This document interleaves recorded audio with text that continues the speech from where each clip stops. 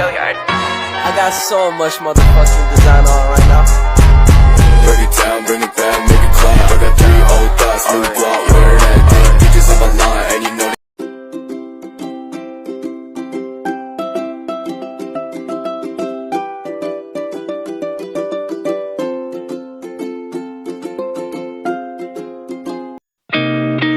Halo, jumpa lagi bersama saya Jasmani dengan NIM 2112061998 kelas C12 pada mata kuliah Inovasi Pembelajaran IPS. Adapun muatan IPS yaitu kompetisi dasar 3.1 dan 4.1, kompetisi inti 3.1 dan 4.1 pada kelas 4 SD. Tema, inovasi pengembangan media pembelajaran berbasis digital interaktif untuk sekolah dasar pada muatan IPS dalam kurikulum 2013. Dengan tema, selalu hemat energi dan subtema sumber energi.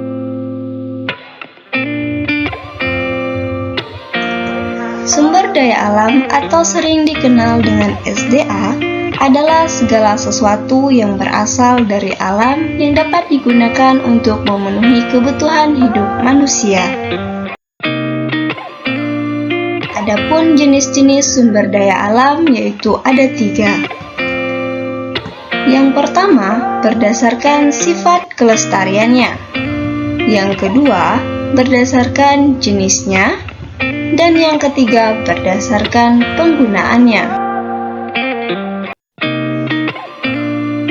Pertama, kita akan membahas mengenai berdasarkan sifat kelestariannya, yang mana dibagi menjadi 3. Yang pertama yaitu adalah sumber daya alam yang dapat diperbarui.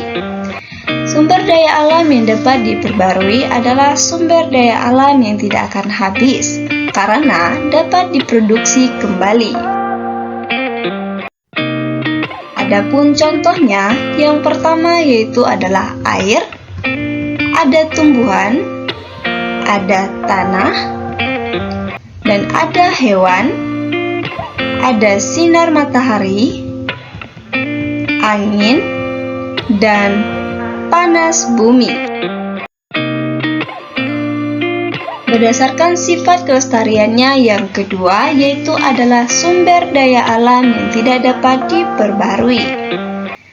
Sumber daya alam yang tidak dapat diperbarui yaitu adalah sumber daya alam yang akan habis karena tidak dapat diproduksi kembali.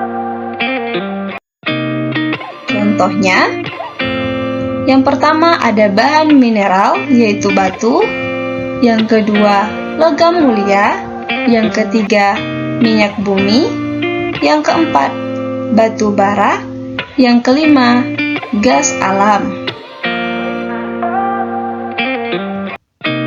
Berdasarkan sifat kelestariannya yang ketiga yaitu adalah sumber daya alam tak akan habis. Sumber daya alam yang tak akan habis adalah sumber daya alam yang selalu tersedia secara berkelanjutan. Adapun contohnya, yang pertama yaitu adalah energi matahari. Yang kedua, energi pasang surut. Yang ketiga, bentang alam. Kemudian selanjutnya yaitu adalah berdasarkan jenisnya. Berdasarkan jenisnya terbagi menjadi 2. Yang pertama, sumber daya alam hayati atau sering dikenal dengan biotik adalah sumber daya alam yang berasal dari kehidupan manusia. Ada hewan, tumbuhan, dan mikroorganisme.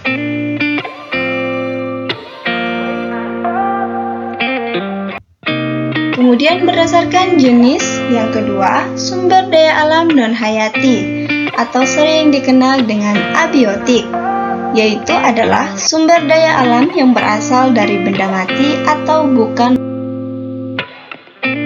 Contohnya, yang pertama yaitu adalah batu, yang kedua ada air, yang ketiga ada tanah, yang keempat ada barang tambang, Dan yang kelima, ada angin. Berdasarkan penggunaannya, yaitu terbagi menjadi dua. Yang pertama, sumber daya alam penghasil bahan baku, yaitu adalah yang mana digunakan untuk menciptakan benda lain dengan nilai guna yang lebih. Contohnya, yang pertama adalah hasil hutan, yang kedua, hasil perikanan, yang ketiga, hasil pertanian, yang keempat, hasil. Berdasarkan penggunaannya yang kedua yaitu adalah sumber daya alam penghasil energi. Sumber daya alam penghasil energi adalah yaitu digunakan untuk memasak, menggerakkan kendaraan ataupun mesin. Contohnya, di sini ada bahan bakar minyak atau BBM yang mana digunakan untuk menggerakkan kendaraan-kendaraan seperti motor, mobil, dan sebagainya. Ada bahan baku batu bara dan ada gas alam. Batu bara digunakan untuk menggerakkan kendaraan yang berbahan bakar batu bara. Sedangkan gas alam yaitu adalah bisa digunakan untuk memasak, misalnya dipasang pada kompor gas. Prinsip pemanfaatan SDA. Yang pertama, ada selektif. Selektif dilakukan dengan membuat perancangan yang matang dalam menggunakan SDA karena harus sesuai kebutuhan. Yang kedua, kelestarian. SDA digunakan dalam jangka waktu yang paling panjang sehingga perlu terpelihara kelestarian. Yang ketiga, yaitu adalah penghematan.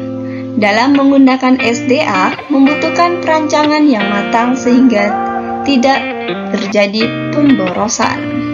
Yang keempat, memperbaharui. Kegiatan yang dapat dilakukan untuk memperbarui SDA adalah rehabilitasi, penangkaran hewan atau tumbuhan, penanaman lading secara bergiliran, dan pengolahan tanah pertanian secara baik. Manfaat SDA untuk kegiatan ekonomi. Yang pertama, yaitu adalah mebel kayu. Yang kedua, ada pertanian. Yang ketiga, ada peternakan. Yang keempat, ada perkebunan. Yang kelima, ada nelayan. Dan yang terakhir, ada petani garam.